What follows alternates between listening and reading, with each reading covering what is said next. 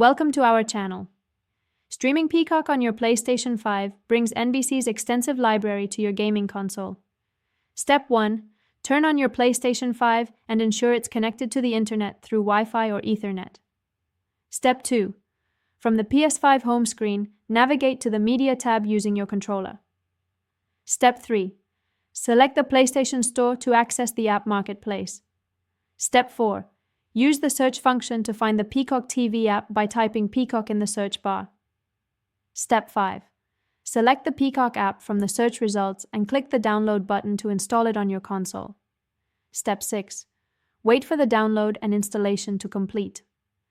The Peacock icon will appear in your Media apps section. Step 7. Launch the Peacock app by selecting it from your Media library. Step 8. On the welcome screen, choose the sign-in option.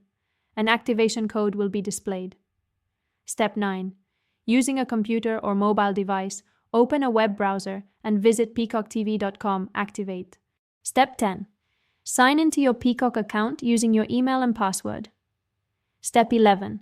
Enter the activation code shown on your PlayStation 5 screen and click Activate. Step 12.